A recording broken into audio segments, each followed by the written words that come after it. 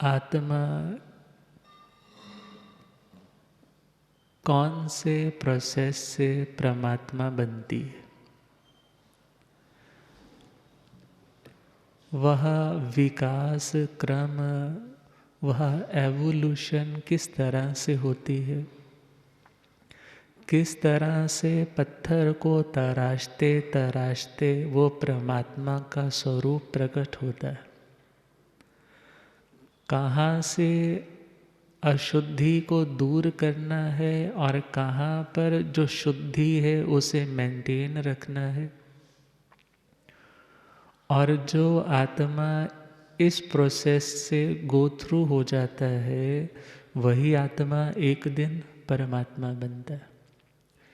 श्रीमद् समवायंग जी सूत्र 14वां समवायंग, वहाँ पर जीव विकास के क्रमों का इन 14 गुण स्थानों के रूप में वर्णन उपलब्ध है कि आत्मा विशुद्धि कैसे करता है, किस तरह कर्मों की कालिमा से मुक्त होते होते होते होते अपनी प्योरेस्ट फॉर्म में पहुंच जाता है। तो उस प्योरेस्ट फॉर्म का नाम है सिद्ध अवस्था, शुद्ध अवस्था, मुक्त अवस्था, आठों कर्मों से सदा सदा के लिए मुक्त की अवस्था, जिस पोजीशन की आदि तो है मगर अंत कभी नहीं, जहाँ जाना तो है मगर कभी वापस आना नहीं। तो उसी क्रम में हम अभी तक 6 वाले पड़ाव पर पहुँचे हैं। 6ठा लेवल और 7वां लेवल सुनाया जा रहा है। प्रमत्त संयत गुणस्थान और अप्रमत्त संयत गुणस्थान। जिसने घर गृहस्थी, घर से संबंधित जितने भी काम धंधे हैं उन सभी का त्याग कर दिया है, और जो आत्मा 10 प्रकार के यति धर्मों की आराधना कर रहा है, 5 समिति है, 3 गुप्ती है, उनकी भी आराधना सम्यकतया कर रहा है। अब 5 महाव्रत धारण किए हैं, 6ठे रात्रि भोजन का त्याग किया है, और उसने जो कुछ भी पाया है अब उसके ऊपर चलने का अभ्यास कर रहा है। याद रखना, साधु साधक है, साधु सिद्ध नहीं है, क्योंकि ये 11 गुण स्थान हमें व्यवहार नए से आगे बढ़ते बढ़ते निश्चय तक पहुंचने के लिए हमें प्रेरित कर रहे। और यदि हम साधु को बिल्कुल परफेक्ट मानेंगे, हाँ दुनिया की दृष्टि से उनका लेवल बहुत ऊंचा है, मगर यदि हम उन्हें सिद्ध भगवंतों के पैरेलल खड़ा करना चाहेंगे तो विचार करना होगा अभी वह स्थान, अभी वह शुद्धि उन्होंने प्राप्त नहीं की। इसलिए कभी कभी तो उत्साह बहुत है, अप्रमत्तता बहुत है, सावधानी बहुत है, और कभी कभी उसमें छोटी छोटी भूल, छोटी छोटी गफलत हो भी जाती है, मगर वही दोष लगाया जा सकता है जिसकी प्रायश्चित आलोचना आदि से शुद्धिकरण हो सके। और यदि पूर्ण व्रत का ही खंडन कर दिया जाता है तो पुनः दीक्षा का विधान आ जाता है। अब हम देखें, ये 6ठा और 7वां गुण स्थान साधक की एक अपर स्टेज को बता रहे हैं कि उसने सपोज 14 क्लासेस हैं, सपोज किसी को स्नातक बनने के लिए, केवल ज्ञानी बनने के लिए, डिग्री होल्डर बनने के लिए, बाद में वह इन डिग्रियों से भी ऊपर उठ जाता है। मगर हम विचार करें कि जो अभी पहले से उठ करके फर्स्ट क्लास से बढ़ते बढ़ते 7 तक पहुंचा है, 6 तक पहुंचा है, उसकी योग्यता का तो विकास हुआ ही है। अर्थात जो धारणाएं, जो मान्यताएं पहले लेवल वाले बच्चे की थी, जितना ज्ञान, जितनी समझ उसको थी, उससे तो कई गुना ज़्यादा वो प्रोग्रेस कर चुका है। मगर हाँ, अभी वह साधक श्रेणी में है, अभी वह जस्ट प्रैक्टिशनर है। जैसे कोई भी वकील बनता है या डॉक्टर भी बनता है तो वह कभी ये नहीं कहता कि मैं अब परफेक्ट हो गया। वो क्या कहता है, टिल मेरी प्रैक्टिस चल रही है। और इसी का नाम क्या है, आगे बढ़ना, विकास करना, प्रोग्रेस करना। प्रोग्रेस वही कर सकता है जिससे कुछ ना कुछ नया सीखने की हमेशा ललक रहती। और अब छठे गुण स्थान तक सीखते सीखते आगे आया है, पहुंचा है। अभी कभी सातवें भी आ जाता है जब बहुत अप्रमत्त होता है, मगर वहाँ की स्थिति जगन्य, कम से कम एक समय, ज़्यादा से ज़्यादा अंतर्मुहूर्त। फिर कहाँ आ जाता है, छठे में आ जाता है। जैसे बचपन में झूले होते थे ना, पींग बोलते थे जिसको, पींघा। और उस पींग पर, उस झूले पर बैठा हुआ बच्चा पीछे से कोई धक्का देता है, वह आगे जाता है। और आगे गया है तो आगे नहीं रहता, फिर क्या हो जाता है, फिर पीछे आ जाता है। मानो इसी तरह से आत्मा के परिणाम कभी तो बड़े उत्साह वाले आगे पहुंच जाते हैं, मगर वहाँ स्टेबिलिटी थोड़ी देर की है, फिर कहाँ आ जाते हैं, वापस आ जाते हैं। अर्थात यह गुणस्थान प्राप्त होना भी बहुत परम उसकी उपलब्धि है कि वह इस लेवल तक पहुंच जाए। और कहा जाता है, प्रमत्त से जब अप्रमत्त में पहुंचता है, जहाँ पर सावधानी बहुत है, जहाँ पर दुनिया के सामाजिक बंधनों को लेकर के उन व्यवस्थाओं की कदर तो है, मगर उनके प्रति कोई आसक्ति नहीं, उनके प्रति किसी भी प्रकार से कि मैं व्यवस्थापक बनूं या मेरे प्रति लोग किसी प्रकार से झुकते जाएं, मेरी बात को तवज्जो दे, उसके मन से बातें बहुत उठ जाती। अब उसका ध्यान कहाँ रहता है, सिर्फ आत्मा की ओर। जयं चरे जयं चिट्ठे जयं मासे जयं सये जयं भुंजंतो भासंतो पावकम्मंग न बंधई। वे शारीरिक क्रियाएं कर रहा है, क्यों, क्योंकि शरीर अभी आत्मा के साथ जुड़ा है। और शरीर भी इसीलिए है क्योंकि वह अभी कर्मों से मुक्त नहीं हुआ। कर्म के भोग के लिए शरीर है, मगर इस शरीर के माध्यम से हम कर्मों की श्रृंखला और भी लंबी कर सकते हैं, और इसी के माध्यम से कर्मों की श्रृंखला को कम भी कर सकते हैं। अब वह साधना कर रहा है, अप्रमत्तता की साधना कर रहा है। और कहा जाता है कि इस सातवें गुण स्थान में इतनी शुद्धि, इतनी विशेष शुद्धि होती है कि वह आत्मा आहारक लब्धि जैसी योग्यता को भी पैदा कर लेता है। मना पर्यवज्ञान, दूसरे के मन की बातों को जान लेना, यथार्थ रूप से क्या सोच रहा है, इन बातों की उपलब्धि इस गुण स्थान में प्रारंभ है। परंतु इसका प्रयोग कहाँ होता है, छठे गुण स्थान। लब्धि, अचीवमेंट, योग्यता होना एक अलग बात है, उस योग्यता का यूज करना या दूसरी भाषा में बोले उसका प्रदर्शन करना, ये और बात है। और जो अप्रमत्त है वह अपनी उस लब्धि को यूज ही नहीं करता। और जब कभी यूज करना है मीन्स वह प्रमाद दशा में गया। इस छोटी सी बात को भी भगवान ने क्या कह दिया, प्रमाद, गफलत। अर्थात भले संग के हित के लिए, अपने किसी संशय के निवारण के लिए आहारक लब्धि का प्रयोग किया, अपने उस देह से एक हाथ जितना एक पुतला निकाल करके स्फटिकमय वह अरिहंतों के चरणों में प्रस्तुत होता है, जाकर के संशय का समाधान लेकर के लौट आता है। अंतर मुहूर्त में सब कुछ हो जाता है। और देखा जाए इतनी इतनी उपलब्धियाँ।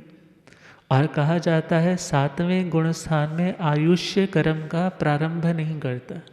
छठे में शुरू किया है तो सातवें में पूर्ण कर लेता है। कितनी उपलब्धियां हैं इस गुण स्थान की।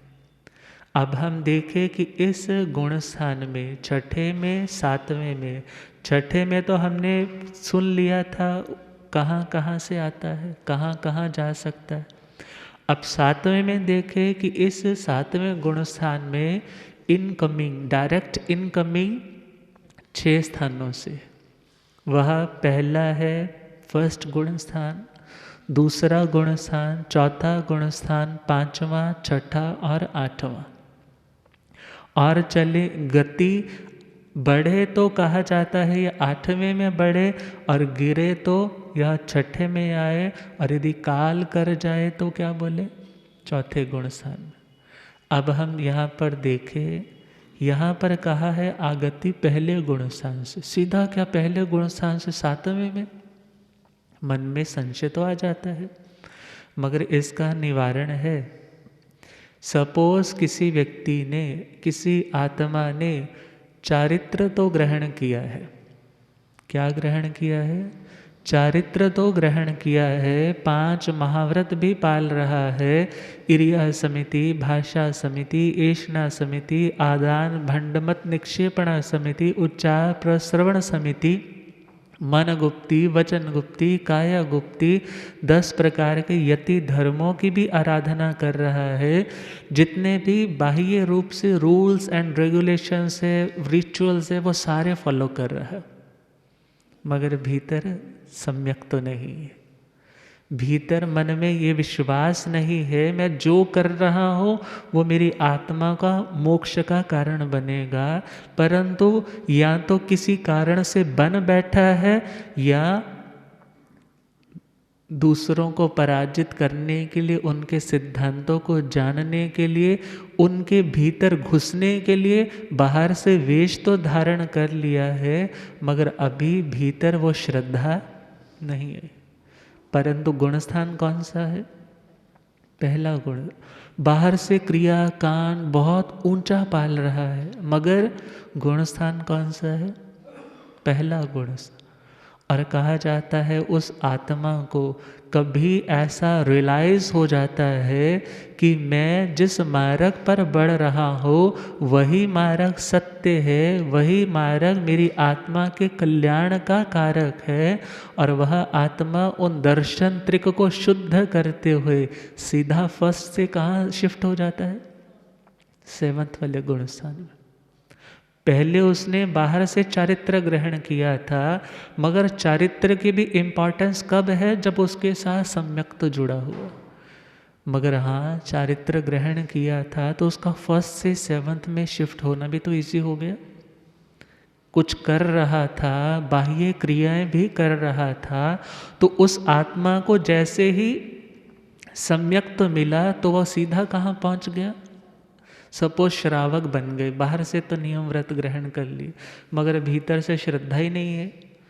भीतर से तो क्या सोचते हो, ठीक है मेरे रिश्तेदार ने लिए हैं व्रत, उसने लिए हैं, महाराज जी ने मुझे बहुत जोर दिया, और उनकी नज़रों में मेरी रेपुटेशन भी बहुत अच्छी है, वो मुझे हमेशा श्रावक जी कह करके बुलाते हैं, मैंने नियम तो ले लिए, मगर भीतर वो श्रद्धा नहीं है, भीतर वो रियलाइजेशन नहीं है।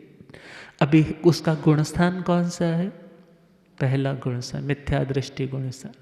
मगर जैसे ही उसको ये रियलाइज होने लग पड़ा कि मैं जिस मार्ग पर बढ़ रहा हूँ वही मार्ग सत्य है, विशुद्ध है, मेरी आत्मा की अपलिफ्टिंग का कारण है, आत्म उत्थान का कारण है, तो वह आत्मा सीधा डायरेक्ट पहले से 5वें गुण स्थान में शिफ्ट हो जाए। तो हम पहले से 7वें गुण स्थान में कैसे शिफ्ट होता है, इसका एक उदाहरण आता है। गोविंद आचार्य, युग प्रधान आचार्यों की पटावली श्रीमद नंदी जी सूत्र में आती है।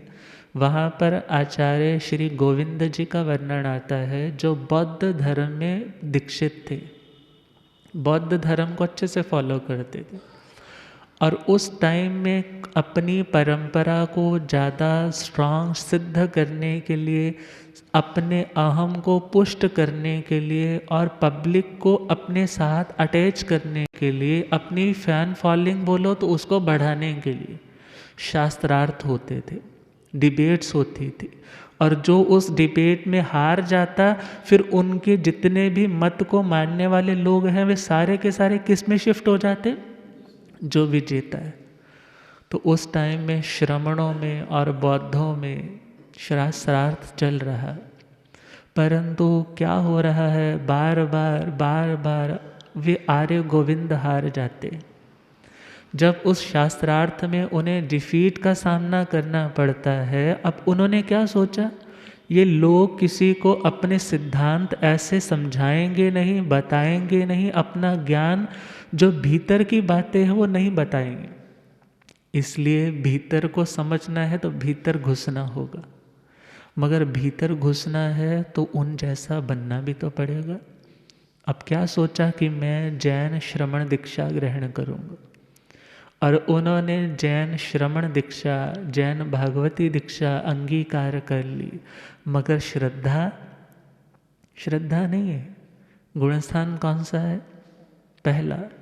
बाहर से पूरी तरह से हर क्रियाकलाप वे कर रहे हैं, बड़ी ऊंची करनी कर रहे हैं, और स्वाध्याय भी कर रहे हैं, पढ़ भी रहे हैं, अपने गुरु के श्रीमुख से बार बार पढ़ रहे हैं, बाह्य क्रियाएं वंदना आदि विनय आदि भी कर रहे हैं, नियम पच्चखाण भी पाल रहे, मगर तिल उनके अंदर वीतराग धर्म के प्रति विश्वास नहीं है, रुचि नहीं है।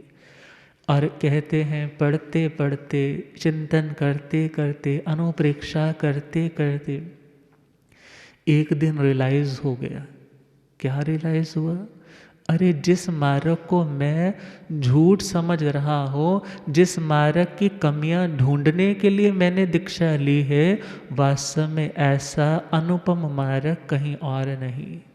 यह मार्ग ऐसा निष्पक्ष मार्ग है जहाँ पर भगवान किसी भी रिश्ते को, किसी श्रावक को, किसी भगत को, किसी साधु या साध्वी को ये मेरा है इस तरह से कभी संबोधन ही नहीं करते।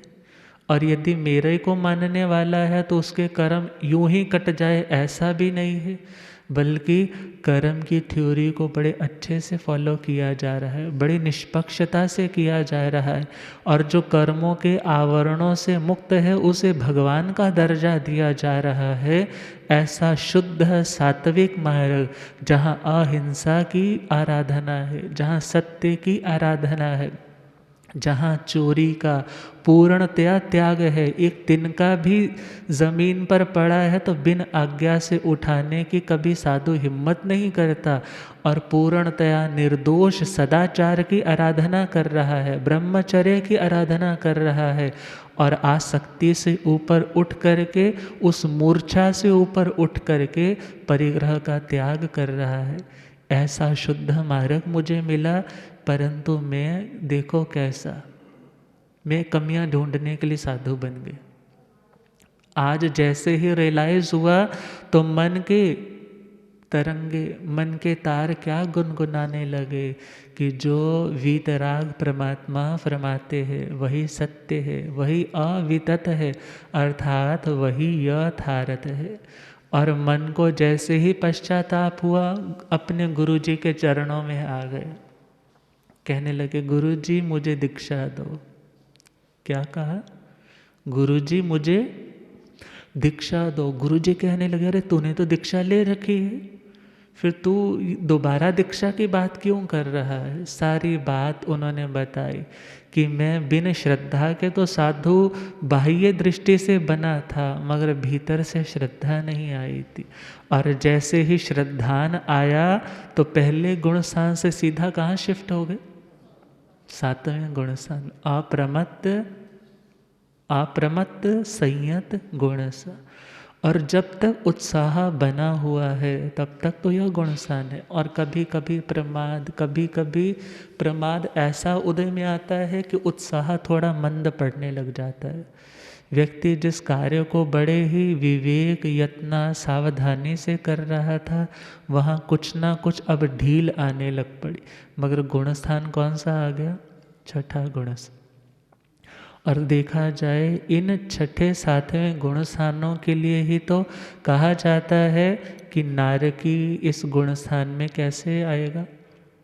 नारकी अभी नरक के भव में है, उसके पास यह छठा और सातवां गुणस्थान नहीं आ रहा। देवलोकों का देवता है, उसे भी नहीं आ रहा।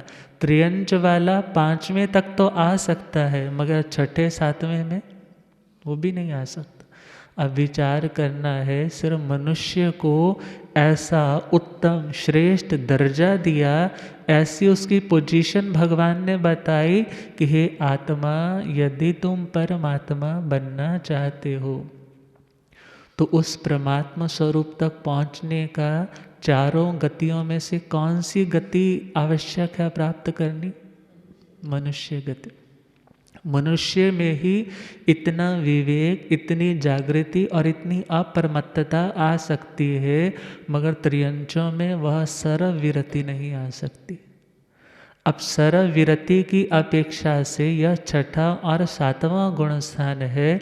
और शास्त्रों में वर्णन आता है, आवश्यक निरुक्ति में आता है, जंग अन्नाणी कम्मं खवई बहुयाहिं वास कोडिहिं तंग नाणी तिहिं गुत्तो खवई उसास मितेन। एक अज्ञानी व्यक्ति जितने कर्मों को करोड़ों वर्षों में भी नहीं काट पाता, उतने कर्मों की निर्जरा एक ज्ञानी आत्मा, और वह ज्ञानी आत्मा भी कैसी? तंग नाणी तिहिं गुप्तो, तीन गुप्तियों से जो गुप्त है, अर्थात जो अप्रमत्त संयत की आराधना कर रहा है या सर्वविरति की आराधना कर रहा है। खवई उसास मितेन, एक उच्छ्वास मात्र, श्वास छोड़ा है ना, बोले इतनी ही देर में वो आत्मा उन करोड़ों जन्मों के कर्मों को भी नष्ट कर लेता है। ये किसका महात्म्य है? ये किसकी वैल्यू है? इस सर्वविरति। आप कहोगे महाराज जी ये तो बड़ी पार्शैलिटी सी लग रही है, साधु बन जाएंगे तभी क्या भाव शुद्ध होते हैं? ऐसे नहीं होते। तो यहाँ पर जो वर्णन है वो नारकियों के दुखों की, कष्टों की अपेक्षा से किया गया। हम चले श्री भगवती जी सूत्र 16वां शतक और चौथा उद्देश्य, वहाँ पर सिमिलर सी बात समझाने के लिए भगवान ने बताई है कि एक निर्ग्रंथ, एक साधु, अन्न ग्लायक मुनि। अन्न ग्लायक का मतलब है अन्न के, भोजन के अभाव में जिसे क्षुधा वेदनीय सहना पड़ रहा है, मगर ज्ञानपूर्वक सह रहा है। पूछा कि प्रभु वो चतुर्थ भक्त अर्थात उपवास व्रत करने वाला साधु एक व्रत में जितने कर्म काटे, क्या एक नारकी उतने कर्म 100 या 1000 वर्षों में काटे? भगवान ने क्या कहा? नो इनट्ठे समट्ठे। यह एक नारकी वे कर्म लाख या करोड़ वर्षों में काटे? भगवान ने कहा ये भी अर्थ समर्थ नहीं। क्या एक चौला करने वाला आत्मा निर्ग्रंथ जो ज्ञान पूर्वक सम्यक श्रद्धान पूर्वक कर्म काट रहा है, इतने कर्म जो चोले में काटता है, क्या एक नारकी करोड़ या कई करोड़ वर्षों में उतने कर्म काट ले? भगवान ने कहा उतने भी नहीं। अर्थात लास्ट में क्या कहा? जावय्यं अन्न इलाये समणे निगंथे कम्मं निज्जरई तंग चेव जा वास कोड़ा कोड़िए व न खव्यंती, नो खव्यंती। अर्थात जितने कर्म नारकी इतने करोड़ों वर्षों में नहीं काट पाता, कहा एक ज्ञानी आत्मा जो 3 गुप्तियों से युक्त है, जो 5 संवरों से युक्त है, ऐसी अप्रमत्त आत्मा उतने कर्मों को तो अपनी छोटी सी तपस्या में काट सकता है। अर्थात नारकी का दुख करोड़ों करोड़ों वर्षों का, तो भी क्या कहा? एक ज्ञानवान आत्मा थोड़े से कष्ट में भी यदि समता रखता है, ज्ञान पूर्वक उसे काट रहा है, तो उनसे कई गुनी ज़्यादा निर्जरा कर लेता है।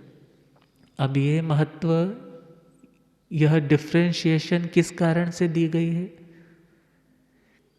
सम्यक दृष्टिपना और मिथ्या दृष्टिपना। मगर सम्यक दृष्टिपने के साथ भी अप्रमत्तता, सर्वविरति और अप्रमत्तता, ये दोनों चीज़ें अनिवार्य है। अब विचार करेंगे महाराज जी हो कैसे जाता है? तो भगवान ने इसका भी दृष्टांत एग्जाम्पल दे दिए। भगवान ने कहा एक तरुण पुरुष, तरुण का मतलब एक नौजवान बड़ा अच्छा सेहत वाला है, शरीर में कोई रोग नहीं है, बड़ा अच्छे से एक्टिव है, फिजिकली बहुत अच्छा है, कोई फ्रेजाइल नहीं है। और जैसे ही उसके हाथ में एक कुल्हाड़ा दिया जिसकी धार भी तीखी है, क्या काटने के लिए दिया है? एक गीली लकड़ी, शालमली का वृक्ष है, उस गीली लकड़ी को, उसकी जड़ों को जो सीधी है, सरल है, उनको काटने के लिए वो कुल्हाड़ा उसके हाथ में दे दिया। और वह उस कुल्हाड़े से उस बड़े बड़े लकड़ के भी बड़े बड़े पीस कर देता है, तोड़ देता है बड़ी इजीली, बड़ी सुगमता के साथ।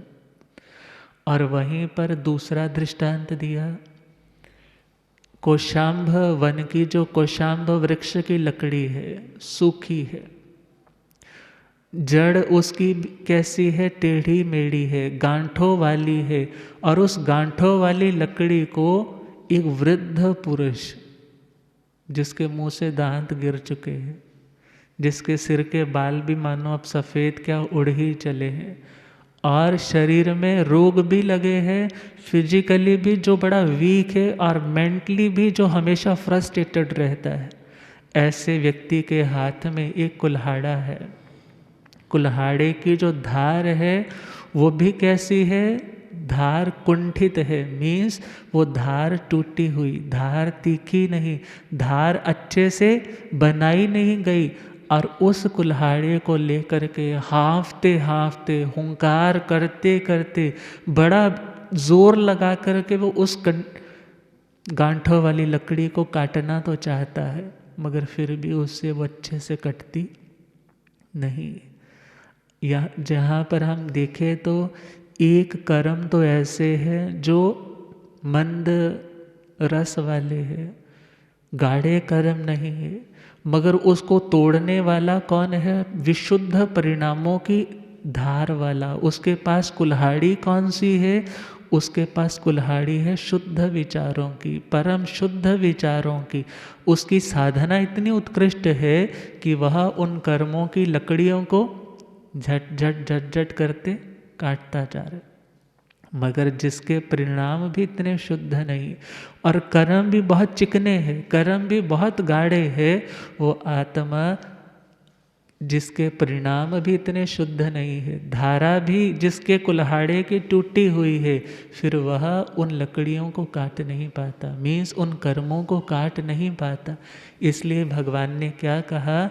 हे आत्मा, जो सम्यक दृष्टि है और जो निर्ग्रंथ जीवन की आराधना करने वाला है, जो अप्रमत्त है, सरविरति की आराधना करने वाला है, वह जितने कर्म थोड़े से समय में काट लेता है, एक नारकी करोड़ों वर्षों में भी उतने कर्मों की निर्जरा नहीं कर पाता। कितना बड़ा स्थान दे दिया, कितना बड़ा स्थान मिल गया। अब विचार करें, यह गुण स्थान अपरमत्त, जहाँ पर हमने सुना कि आयुष्य का बंध नहीं, परंतु आयुष्य पूर्ण हो सकती है। और यदि आगे बढ़ता जाए तो कौन सा गुण स्थान आ गया?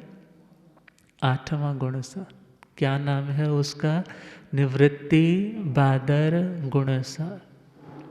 निवृत्ति बादर गुण स्थान का समय इनका सेम ही चलेगा, कम से कम एक समय और ज़्यादा से ज़्यादा अंतर मुहूर्त। निवृत्ति का मतलब क्या है?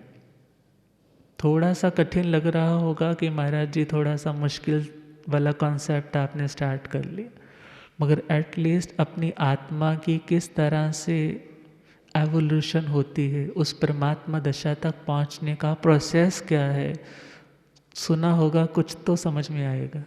बार बार सुनेंगे तो और समझ में आएगा। तो हम सुन रहे हैं निवृत्ति बादर गुण स्थान। यहाँ निवृत्ति का एक अर्थ है भिन्नता। निवृत्ति का क्या अर्थ है? आवाज़ नहीं आ रही। क्या अर्थ है? भिन्नता। भिन्नता मतलब कम ज़्यादापन।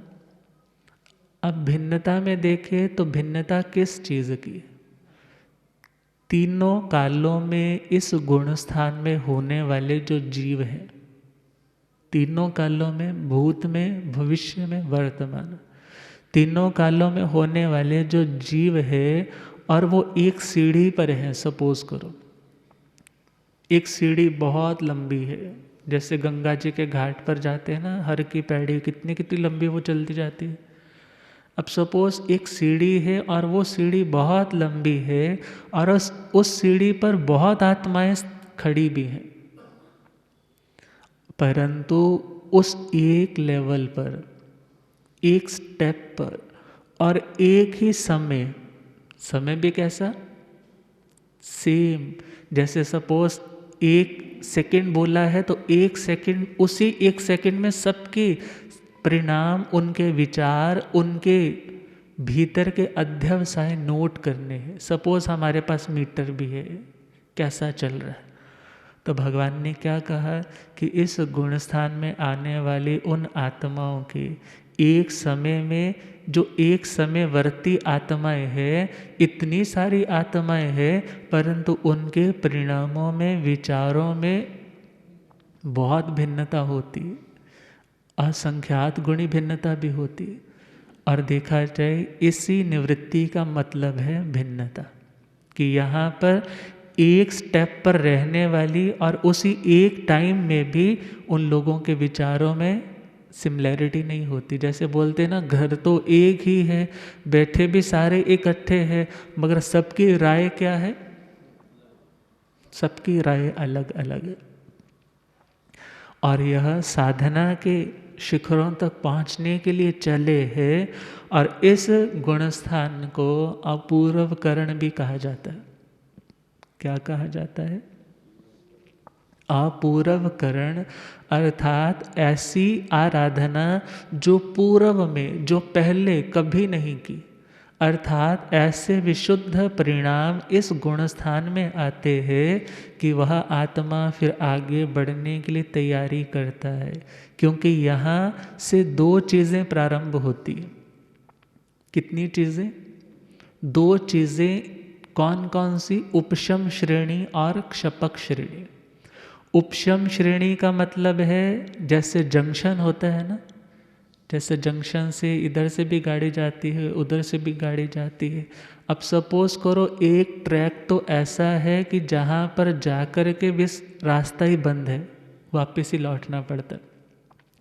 एक ट्रैक ऐसा है कि आप उस ट्रैक पर चलते हो तो सीधा आपकी डेस्टिनेशन, आपकी मंजिल तक आपको वो पहुंचा देता है।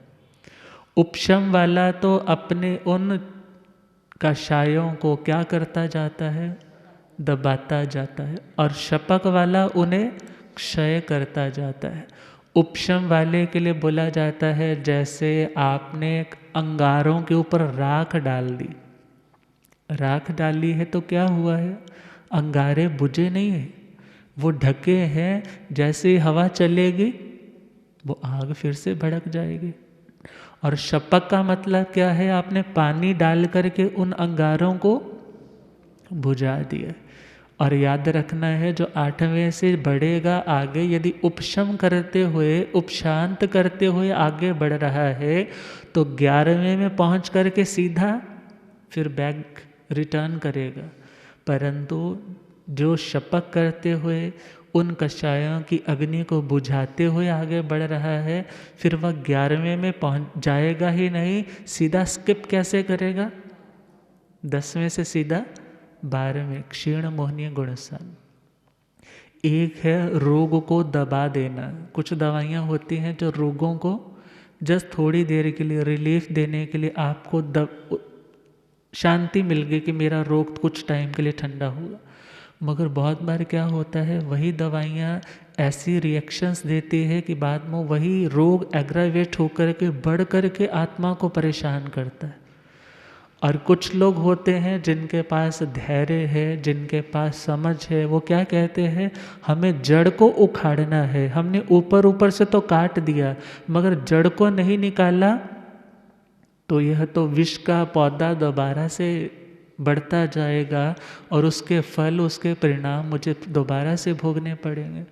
और जिस किसी को कभी रोग है तो वह व्यक्ति अपना डाइट प्लान चेंज कर देता है। जिस जिस कारण से वो रोग बढ़ता है उन कारणों को छोड़ देता है, और जिसका सेवन करने से स्वस्थ रहता है उन चीज़ों का सेवन करना शुरू कर देता है।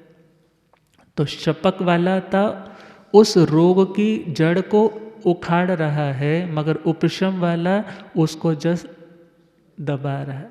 उपशम का मतलब ऐसे है जैसे आपके कोई विरोधी है, थोड़ा सा यह बात वायलेंस वाली हो रही, विरोधी है और आपको उससे खतरा भी बहुत है।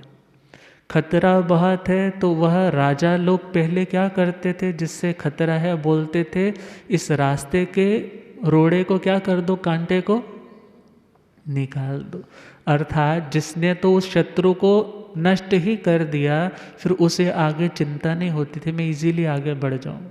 और जिसने सपोज सिर्फ उसे समझा बुझा करके थोड़ी देर के लिए ठंडा तो कर दिया, मगर वह दोबारा से सिर उठा करके भी आपका विरोध कर सकता है।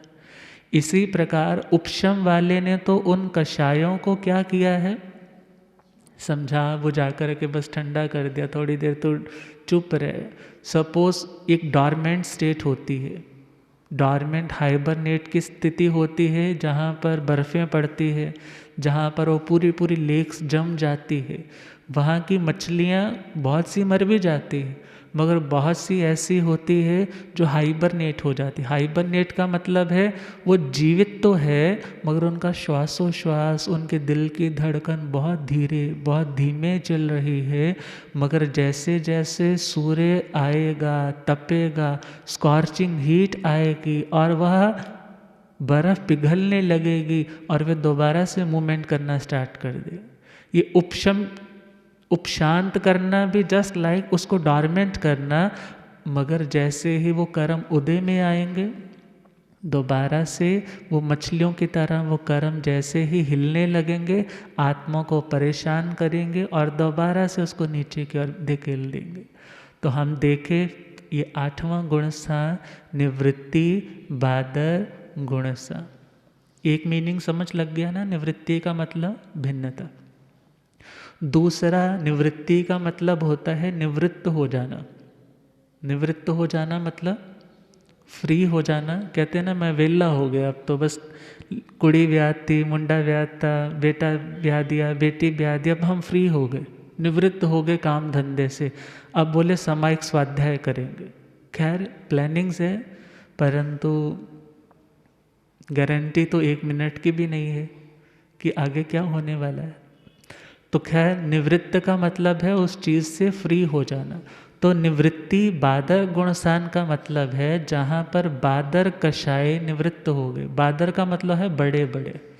अब बड़े बड़े में हम किसको ले लेते हैं, बड़े बड़े में हम कषायों में किसको ले लेते हैं, संज्वलन को छोड़ देते हैं। मगर जो बाकी है वे कषाय हमने क्या करती है, त्याग दी। अब विचार करना है कि इस गुण स्थान में आने वाली जो आत्मा है वो स्टार्टिंग में तो वो 4 4 और 4 अनंतानुबंधी अप्रत्याख्यानी और प्रत्याख्याना वर्णीय के कषायों से निवृत्त है, और 3 दर्शन त्रिक से गुरुदेव पधारे हैं। हो रब मेरा सतगुरु बन के आया,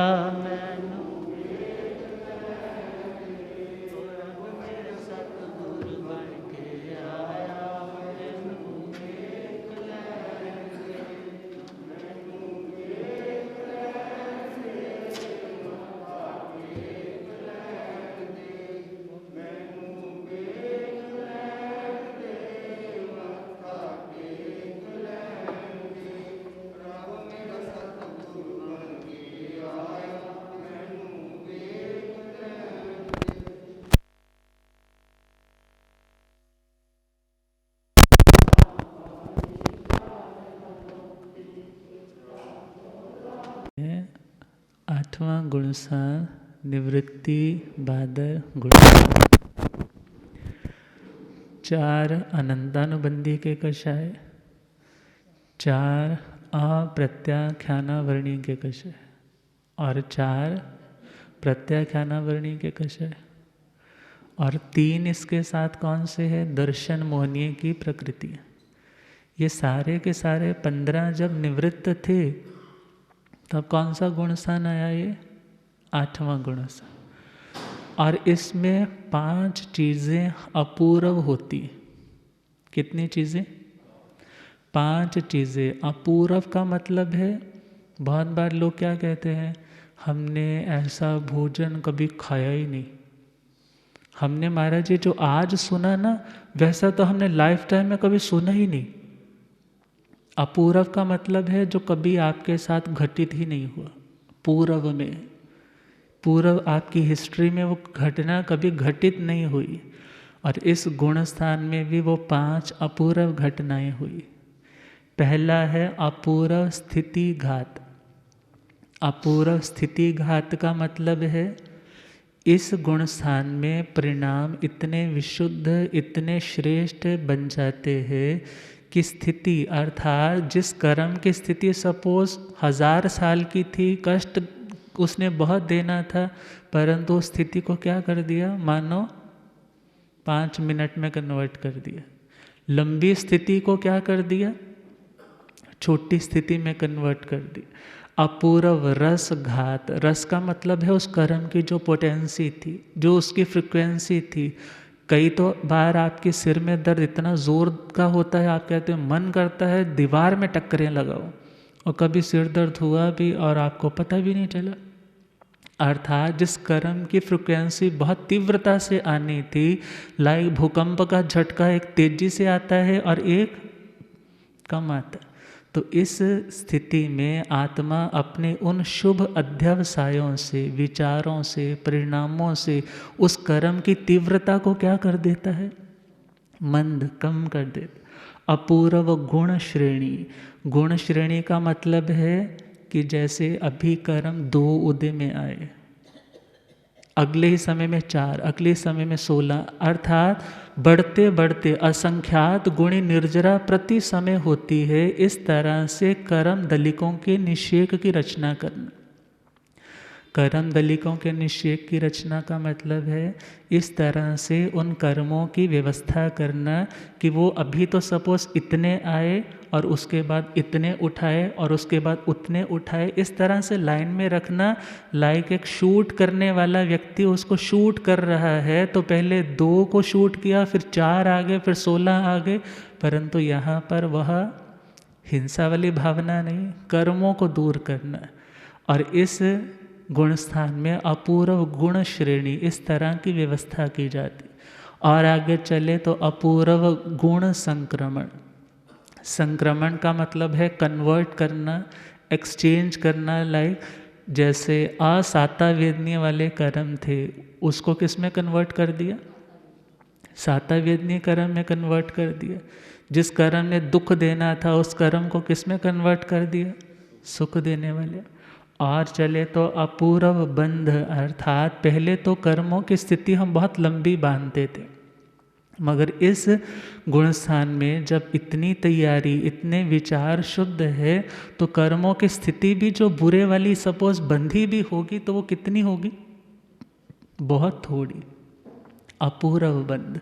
अब देखा जाए यदि सातावेदनीय बंधेगा तो उत्कृष्टा रस देने वाला होगा, और यदि असातावेदनीय बंधा होगा तो वह कैसा होगा, वो बहुत थोड़ी देर वाला होगा। अब देखा जाए इन क्रियाओं का, इन व्यवस्थाओं का जो प्लेटफॉर्म है वह कौन सा गुण स्थान है, यह 8वां गुण स्थान। और इस 8वें गुण स्थान में आत्मा आती कहाँ से है, बोले 7वें गुण स्थान से। और यदि ऊपर से आई तो कहाँ से आई, बोले 9वें गुण स्थान से। और गति इसकी कहाँ की है, बोले गति चढ़ेगी तो सीधा 9वें में जाएगी, और यदि गिरेगी तो 7वें में जाएगी। और यदि काल कर जाए, सपोज इस प्लेटफॉर्म पे डेथ हो जाए, तो बोले फिर 4था गुण स्थान। अब इसी के साथ जैसे ही यह गुण स्थान समाप्ति की ओर है, समाप्ति की ओर लास्ट समय चल रहा है, और उस लास्ट समय में आत्मा 15 प्रकृतियां तो ऑलरेडी उसने उनका क्षोभ समाधि कर रखा है, और यदि शपक वाला है तो इन प्रकृतियों को क्षय करेगा, और यदि उपशम वाला है तो उन्हें ठंडे बस्ते में डाल देगा। अब देखा जाए 6 प्रकृतियां 9 कषाय की, हास्य, रति, अरति, भय, शोक और जुगुप्सा। हास्य हंसी मजाक, हास्य, शोक, दुखी, गमगीन हो जाना, ऐसी बातें इन लोगों में नहीं होती। क्यों? क्योंकि लोग इन चीज़ों से बहुत ऊपर उठ जाते। हंसना, हंसी मजाक करना, हास्य, शोक, दुखी हो जाना, वो नहीं आया, या जो था मेरा वो दूर हो गया, मेरा बड़ा प्रभाव था इन लोगों पे, ये लोग मुझे अब पूछते नहीं, ऐसा कुछ नहीं। अर्थात जो अपनी आत्म समाधि, हास्य, रति, अरति, रति दुनिया के प्रति लगाव नहीं, आरति धर्म ध्यान के प्रति जो कभी अरुचि, आदमी बोर सा हो जाता है कि बस मेरा नहीं मन कर रहा, ऐसा उनमें होता ही नहीं। हास्य, रति, अरति, भय, 7 प्रकार के भय स्थान है, किसी से डर नहीं लगता, तभी तो ये शमशान आदि में जाकर के साधना भी कर सकते हैं। अब देखा जाए, हास्य, रति, अरति, भय, शोक, कोई टेंशन नहीं है, स्ट्रेस फ्री लाइफ है। दुगुंचा, जुगुप्सा, जुगुप्सा का मतलब है किसी के प्रति घृणा भी नहीं होती, नफरत भी नहीं होती। अब जैसे ही 6 प्रकृतियां और ऐड ऑन होकर के इन्होंने उनका, यदि शपक है तो क्षय किया, उपशम है तो शांत किया, तो सीधा अगला गुणस्थान कौन सा आ गया? अनिवृत्ति बादर गुणस्थान। अब जैसे ही अनिवृत्ति बादर गुणस्थान में पहुँचे हैं, तो ये 21 कर्मों की प्रकृतियों को, मोहनीय कर्म को, उसका क्षोपशम करते हुए आगे बढ़े हैं। शपक उपशम खुद के ध्यान में रखना है। अब यहाँ पर अनिवृत्ति का मतलब क्या है? निवृत्ति का मतलब हमने क्या बताया था? भिन्नता। और अनिवृत्ति का मतलब क्या है? भिन्नता नहीं। अर्थात सेम स्टेप पर है, सेम लेवल पर है, वो इतनी सारी आत्माएं हैं, मगर उनके तीनों कालों की जितनी आत्माएं हमने एक ही स्टेप पर बिठा करके रख दी, और एक समय में उनके जो परिणाम है सभी के सिमिलर होंगे, सभी की जो स्टेटमेंट होगी वो सेम होगी, सभी के जो भाव दशा होगी वो सेम होगी। उसका नाम क्या है? अनिवृत्ति। अब इसके साथ जो दूसरा शब्द है बादर, अनिवृत्ति बादर गुणस्थान, तो यहाँ पर अनिवृत्ति का मतलब क्या है कि इस गुणस्थान में सूक्ष्म संपराय गुणस्थान की अपेक्षा से, अगला गुणस्थान है ना सूक्ष्म संपराय गुणस्थान, जहाँ पर सूक्ष्म लोभ अभी भी रहता है, मगर उसकी अपेक्षा से इस गुणस्थान में जो बादर रूप में कषाय हैं वो विद्यमान है संज्वलन के।